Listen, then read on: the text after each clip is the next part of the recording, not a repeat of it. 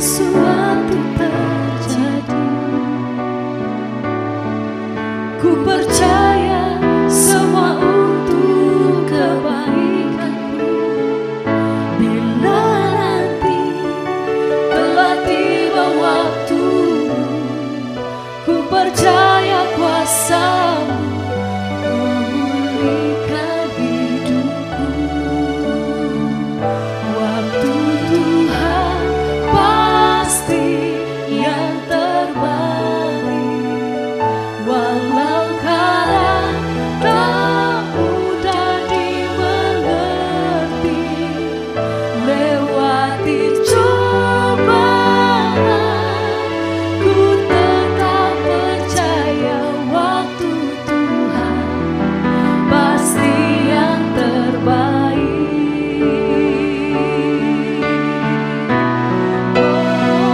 Waktu Tuhan pasti yang terbaik, walau kadang tak mudah dimengerti. Lewati cobaan, ku tetap percaya waktu Tuhan pasti yang terbaik. Lewati cobaan, ku tetap percaya waktu Tuhan pasti yang terbaik.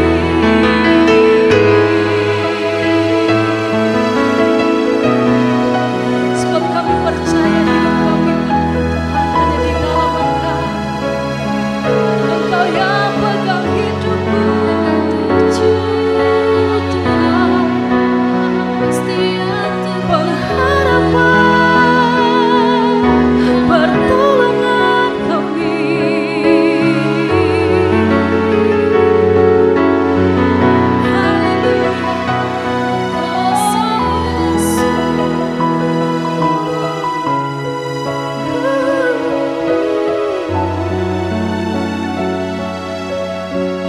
Haleluya. Terima kasih Tuhan. Kami mengucap syukur senantiasa atas setiap kebaikan yang kami terima setiap hari dalam hidup kami. Sampai hari ini kami beroleh begitu banyak kemurahan dan anugerah Tuhan dalam hidup kami. Engkau yang senantiasa memelihara hidup kami, dan apapun yang terjadi kami percaya senantiasa waktu Tuhan adalah waktu yang terbaik. Hari ini kami percaya Tuhan bahwa bersama di dalam ibadah-Mu kami mau siap diberkati. Kami mau siap terima berkat yang baru. Kami mau siap untuk semakin dikuatkan. Penghiburan daripada Tuhan itu yang menaungi, menyertai setiap kami. Terima kasih Tuhan, terima kasih. Engkau yang pimpin ibadah ini dari awal, pertengahan hingga akhirnya hanya di dalam nama Tuhan Yesus. Haleluya. Amin.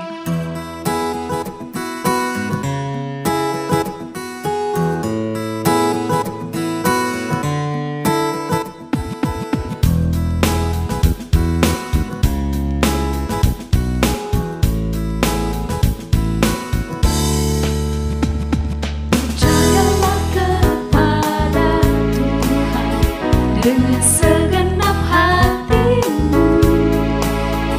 Kita jangan bersandar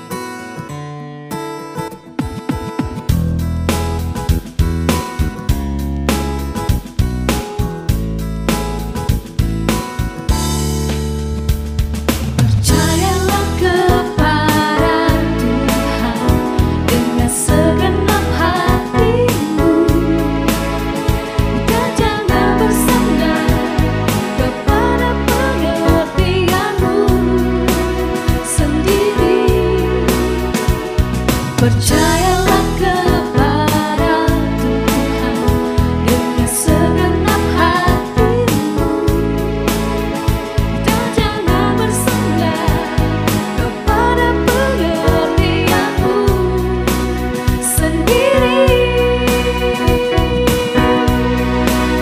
Berbahagia orang-orang yang memperoleh hikmatnya, lebih berharga dari emas, perak, dan permata.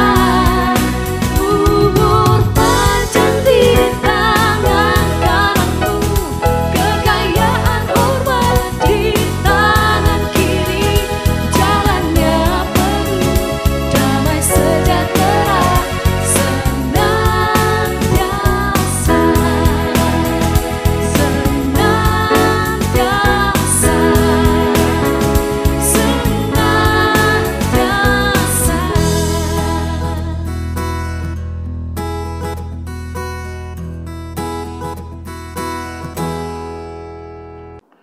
Shalom, Spiritualist people, jumpa kembali dengan saya Imam Darmawan dalam program Saturday Morning Prayer.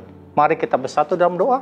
Tuhan kami Yesus Kristus, terima kasih penyertaan-Mu, terima kasih kasih-Mu, terima kasih kebaikan-Mu, terima kasih tangan-tangan kuat menolong kami, terima kasih Tuhan kesempatan kabar kami bisa Tuhan memberitakan kabar baik Tuhan di tempat ini Tuhan. Biar melalui radio dan melalui media visual ini Tuhan, banyak jiwa berkah, jiwa selamatkan nama-Mu dipermuliakan. Tutup bungkus kami dengan kuasa darah-Mu, pakai tangan bibir hamba-Mu untuk menjadi penyaluran berkat.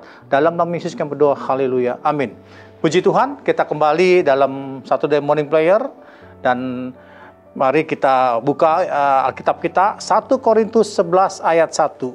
Jadilah pengikutku sama seperti aku juga menjadi pengikut Kristus. Renungan firman dalam Saturday Morning Prayer ini yang akan saya sampaikan adalah mengenai disiplin diri. Istilah disiplin menurut Kamus Besar Bahasa Indonesia mempunyai arti adalah tata tertib atau ketaatan terhadap tata tertib. Kata disiplin merupakan terjemahan dari bahasa Inggris ya, yang adalah disciple, atau dalam bahasa Ibrani adalah limud, dan dalam bahasa Yunani adalah matetes, dan dalam bahasa Latin adalah discipulus. Konsep murid dalam Alkitab adalah murid yang disiapkan untuk belajar disiplin agar patuh, taat, ya, dan setia kepada hukum Tuhan. Apabila kita disebut murid-murid Kristus, yaitu ketika kita hidup sesuai dan seturut dengan gaya hidup Kristus. Kita disebut sebagai murid Kristus apabila kita bisa hidup ya saling mengasihi. Banyak tokoh-tokoh dan di Alkitab ya yang menceritakan dan memberikan kita keteladanan mengenai disiplin diri. Bagaimana tokoh-tokoh kita bisa berdisiplin diri dalam menantikan janji Tuhan, dalam menaati perintah Tuhan, dan dalam mereka disiplin diri dalam berdoa. Dan Tuhan tentunya menyediakan berkat-berkat dan melengkapi tokoh-tokoh Alkitab tersebut. Ya. Yang pertama adalah disiplin dalam menaati perintah dan petunjuk Tuhan. Kejadian 6 ayat 22. Lalu Nuh melakukan semuanya itu tepat seperti yang diperintahkan Allah kepadanya, demikianlah dilakukannya. Contoh bagaimana tokoh Alkitab yang bernama Nabi Nuh disiplin dalam menaati perintah dan petunjuk Tuhan. Tuhan memerintahkan dan memberi petunjuk bagi Nuh untuk membuat suatu bahtera. Tentu membuat suatu bahtera, apalagi pada saat itu ya, membuatnya bukan di pantai tapi di dataran tinggi, sungguh ya suatu hal yang tidak lazim, dan mungkin banyak orang yang melihat dan memandangnya adalah aneh. Tapi pada saat itu Nuh tidak terpengaruh dengan kiri kanan dan orang-orang sekitarnya. Dia tetap disiplin dalam menaati apa yang menjadi perintah dan petunjuk Tuhan. Akhirnya kita lihat bahwa Nuh bersama keluarganya diselamatkan Tuhan. Nuh pribadi yang disiplin dalam menaati perintah dan petunjuk Tuhan. Apakah saat ini kita sudah mendisiplinkan diri dalam menaati perintah dan petunjuk Tuhan yang kita lakukan? Ketika kita menjadi seorang kepala keluarga dalam rumah, ketika kita menjadi seorang anggota karyawan di dalam marketplace, apakah kita terjun dalam pelayanan, apakah kita sudah memberikan contoh disiplin kita dalam menaati setiap perintah Tuhan dan petunjuk Tuhan. Poin kedua, disiplin dalam menaati janji Tuhan. Kejadian 12 ayat 2 dan 3. Aku akan membuat engkau menjadi bangsa yang besar dan memberkati engkau, serta membuat namamu masyhur, dan engkau akan menjadi berkat. Aku akan memberkati orang-orang yang memberkati engkau, dan mengutuk orang-orang yang mengutuk engkau. Dan olehmu, semua kaum di muka bumi akan mendapat berkat. Disiplin dalam menaati janji Tuhan. Perjalanan hidup seorang yang bernama Abraham. Abraham begitu disiplin dalam menaati janji Tuhan yang diberikan kepada Abraham. Pada saat itu ada hal yang tidak mungkin dan sulit sukar bagi seorang Abraham dan istrinya yang bernama Sarah untuk memiliki keturunan. Tapi apa yang dilakukan Abraham? Abraham tetap disiplin dalam menaati apa yang menjadi janji Tuhan. Abraham harus menunggu 25 tahun. Begitu juga Nabi Nuh. Nabi Nuh harus melakukan pekerjaan Tuhan, membuat bahtera selama 120 tahun. Tapi kita lihat tokoh-tokoh Alkitab, Nabi Nuh dan Abraham. Walaupun Abraham harus menunggu selama 20 tahun untuk janji Tuhan untuk anak, tetap Abraham taat melakukan apa yang menjadi perintah Tuhan. Dan kalau kita lihat, ya, Abraham mendapatkan mujizat anak. Kejadian 12 ayat 1. Tuhan memperhatikan Sarah seperti yang difirmankannya, dan Tuhan melakukan kepada Sarah seperti yang dijanjikannya. Ya. Poin ketiga, disiplin dalam penderitaan yang diizinkan Tuhan. Kejadian 41 ayat 45. Lalu Firaun menamai Yusuf Jafnat Patneh, serta memberikan Asnat anak Potifera imam di On kepadanya menjadi istrinya. Demikiannya Yusuf muncul sebagai kuasa atas seluruh tanah Mesir. Kalau kita lihat perjalanan hidup Yusuf, sejak Yusuf masih muda, ya, Tuhan mengizinkan penderitaan yang dialami Yusuf. Sejak masih muda Yusuf harus meninggalkan zona nyamannya. Dia harus dikhianati oleh saudara-saudaranya, menjadi seorang budak, ya, keadaan sulit yang sukar. Lalu setelah itu dia harus menerima keadaan pula situasi yang sulit. Dia harus masuk dalam penjara. Apa yang dilakukan oleh Yusuf? Dikatakan dalam Alkitab bahwa Yusuf elok rupanya dan elok hatinya. Yusuf menjadi pribadi yang setia. Walaupun dia menghadapi penderitaan, walaupun dia menghadapi kesulitan, tidak pernah terucap dalam hatinya, tidak pernah ucap dalam perkataannya yang menyalahkan orang lain, menyalahkan saudaranya, menyalahkan diri sendiri atau menyalahkan Tuhan. Tidak pernah ada keluh kesah yang timbul dalam perkataannya. Tapi Yusuf tetap disiplin. Contoh orang yang disiplin dalam menghadapi penderitaan janji Tuhan, dia tetap berpegang teguh pada janji Tuhan. Karena Yusuf tahu, ya, waktu Tuhan bukannya waktu manusia. Yusuf tahu pertolongan Tuhan tepat pada waktunya. Dan Yusuf pun tahu semua indah pada waktunya. Ketika Yusuf mau disiplinkan diri dalam menghadapi penderitaan. Apapun penderitaan-penderitaan yang dialami oleh kita semua, jemaat terkasih dimanapun berada, ya, mungkin saat ini kita sedang menghadapi kesulitan, masalah ekonomi, kesulitan masalah keluarga kita, ataupun pekerjaannya, apapun juga, apa yang kita lihat dari karakter Yusuf ketika ia menghadapi kesulitan masalah, dia tetap setia, dia tetap disiplin diri menghadapi persoalan penderitaan yang dihadapinya. Jangan pernah berkeluh kesah, jangan pernah perkataan yang mengumpat, perkataan yang sia-sia, perkataan negatif keluar dari diri kita. Hadapi bersama dengan Tuhan. Pribadi Yusuf, Tuhan memberkati Yusuf lebih diangkat Tuhan menjadi penguasa orang di Mesir. Poin keempat, disiplin dalam merenungkan dan menuruti hukum Tuhan. Ya. Poin keempat, Yosua 1 ayat 8. Janganlah engkau lupa memperkatakan kitab Taurat ini, tetapi renungkanlah itu siang dan malam, supaya engkau bertindak hati-hati sesuai dengan segala yang tertulis di dalamnya. Sebab dengan demikian perjalananmu akan berhasil dan engkau akan beruntung. Disiplin dalam merenungkan dan menuruti firman Tuhan. Nasihat Tuhan kepada Yosua. Yosua pada saat itu menerima tanggung jawab tongkat estafet dari Musa. Bukan pekerjaan yang mudah. Tentu pekerjaan yang penuh dengan tantangan. Dia harus membawa bangsa Israel menuju ke tanah perjanjian. Apa yang Tuhan sampaikan pada Musa saat itu. Untuk tetap merenungkan firman Tuhan. Disiplin dalam merenungkan dan menuruti firman Tuhan. Ya. Apakah kita saat ini sudah merenungkan firman Tuhan menjadi gaya hidup dalam diri kita? Firman Tuhan punya kekuatan. Firman Tuhan berkuasa. Firman Tuhan yang sanggup memulihkan hidup kita. Apa yang dilakukan oleh Yosua? Yosua berhasil membawa bangsa Israel menuju tanah perjanjian.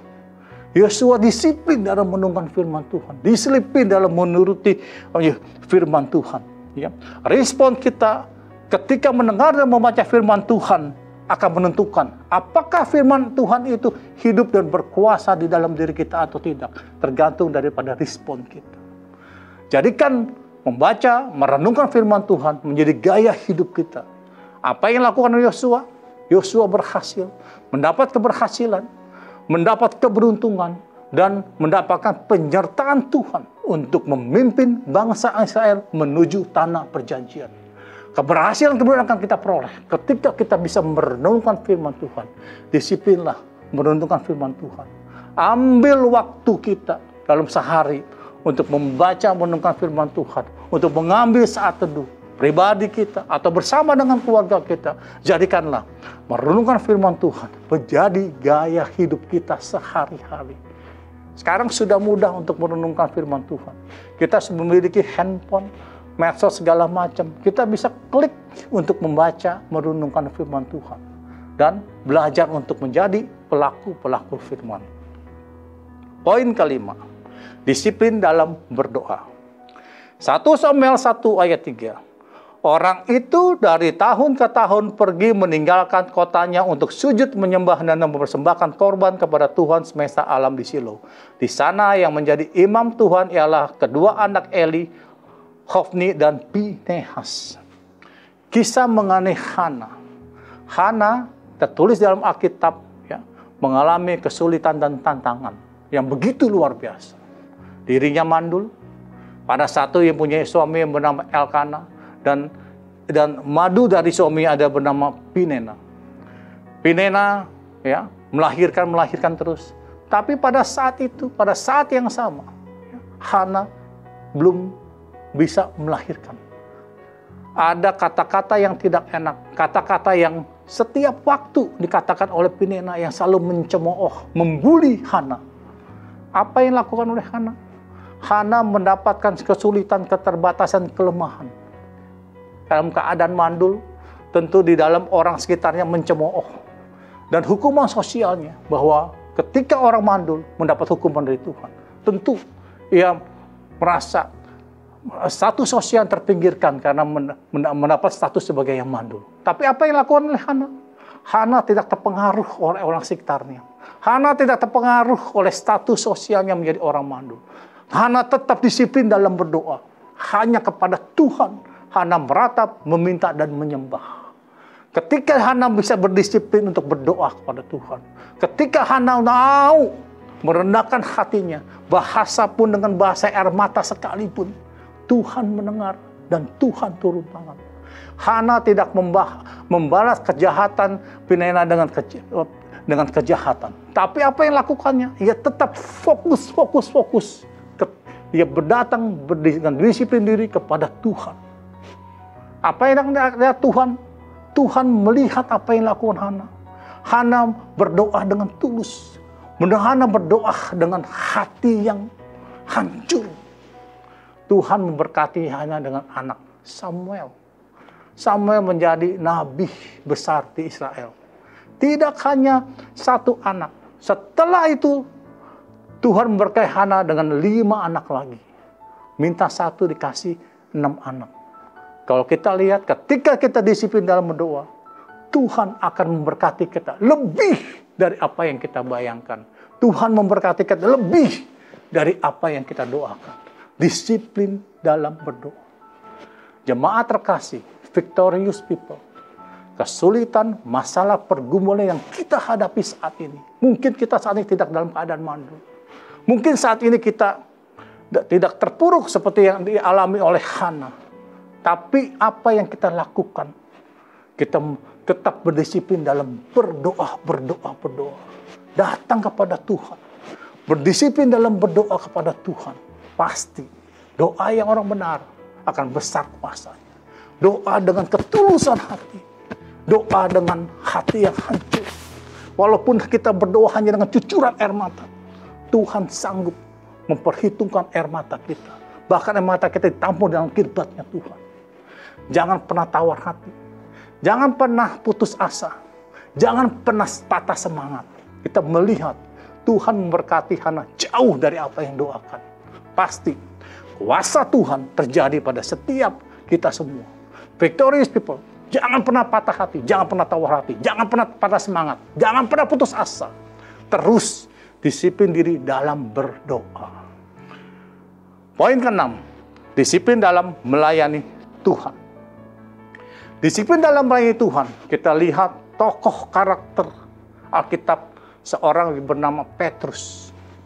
Petrus mempunyai latar belakang sebagai seorang penjala ikan, tapi Tuhan ubahkan menjadi penjala manusia. Petrus adalah rasul pertama yang diangkat oleh Tuhan Yesus. Petrus bukan mempunyai latar belakang sebagai pemungut cukai, orang berpendidikan, tapi Petrus adalah orang yang biasa-biasa aja. Tapi dibuat Tuhan menjadi luar biasa. Kita lihat bahwa Petrus telah menulis 2 surat di dalam perjanjian baru. 1 Petrus dan 2 Petrus. Dengan giginya Petrus dalam melayani Tuhan.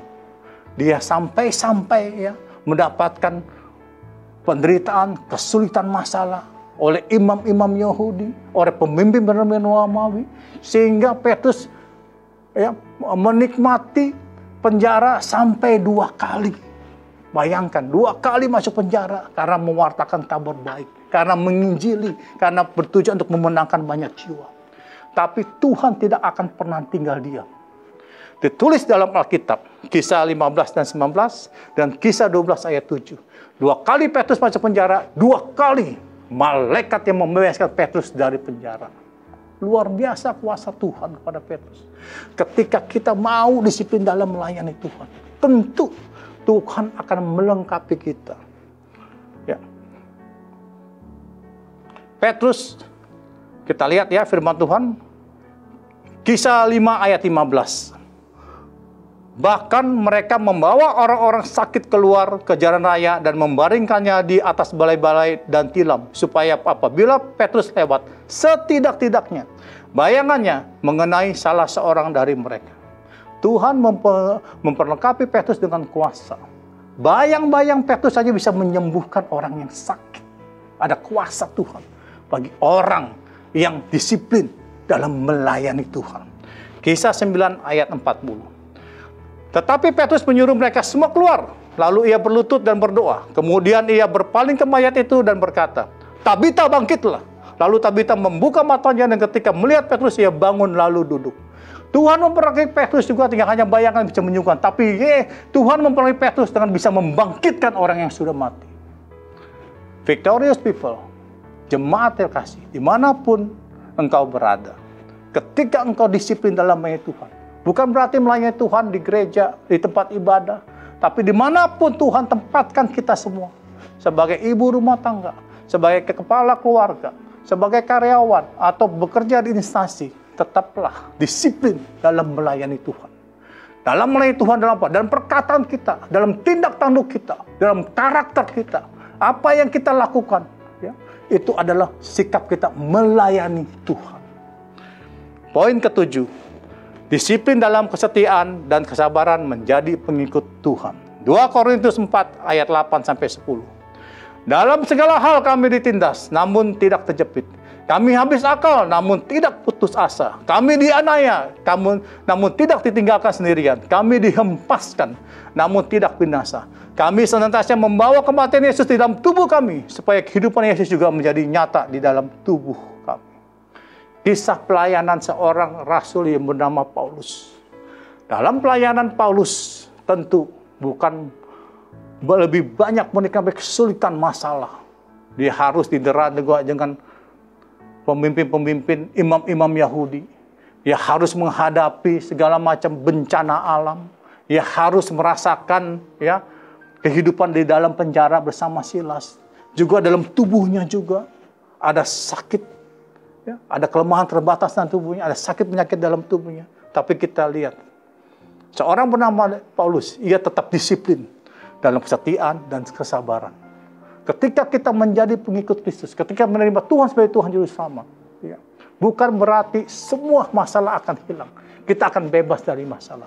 Masalah tetap ada, tapi kita pegang janji Tuhan. Ia tidak pernah sekalipun meninggalkan dan membiarkan kita. Ketika kita punya kesetiaan dan kesabaran menjadi pengikut Tuhan, tidak akan pernah ada yang sia-sia. Tidak akan ada yang pernah yang berjalan begitu saja. Tentu ada penyataan Tuhan, ada kasih Tuhan yang menyertai kita. Jadilah pribadi-pribadi yang disiplin dalam kesetiaan, ya, dan kesabaran menjadi pengikut Kristus. Ya. 2 Timotius 4 ayat 8. Sekarang telah tersedia bagiku mahkota kebenaran yang akan dikaruniakan kepadaku oleh Tuhan, Hakim yang adil pada harinya. Tetapi bukan hanya padaku, melainkan juga kepada semua orang yang merindukan kedatangannya. Ketika kita mau setia dan sabar menjadi pengikut Tuhan, ada mahkota kehidupan yang Tuhan siapkan. 2 Korintus 4 ayat 14. Karena kami tahu bahwa Ia yang telah membangkitkan Tuhan Yesus akan membangkitkan kami juga bersama-sama dengan Yesus. Dan Ia akan menghadapkan kami bersama-sama dengan kamu kepada dirinya. Selain kita mendapatkan mahkota kehidupan, kita juga mempunyai berkat kebangkitan. Kebangkitan dari maut, kebangkitan dari kematian. Victorious people, ambil keputusan untuk mendisiplinkan diri. Apapun masalah kesulitan yang kita hadapi saat ini, ketika kita punya karakter yang baik, kita mempunyai kehidupan yang baik, pertumbuhan rohani yang baik, iman yang baik, pasti bagi Tuhan tidak akan pernah sia-sia. Kami tutup firman Tuhan, 1 Korintus 15 ayat 58. Karena itu saudaraku yang kekasih, berdirilah teguh jangan goyah, dan giatlah selalu dalam pekerjaan Tuhan. Sebab kamu tahu bahwa dalam persekutuan dengan Tuhan, jerih payahmu tidak akan sia-sia. Terima kasih. Tuhan Yesus berkati. Mari kami tutup dengan doa. Tuhan kami Yesus Kristus, terima kasih penyertaan kasih-Mu, kebaikan-Mu, tangan-tangan kuat menolong kami. Terima kasih Tuhan, dengan apa yang Kau berikan pada kami Tuhan, kami percaya Tuhan, firman yang keluar dari kembali sia-sia, tapi firman Tuhan bertumbuh berakar kuat di setiap hati kami, dan berbuah lebat semua untuk memuliakan nama-Mu Tuhan. Layakan kami hamba-Mu semua ini Tuhan, jadikan kami Tuhan, dari saksi-Mu dan perkataan dan perbuatan kami Tuhan. Di dalam nama Yesus kami berdoa, haleluya, amin.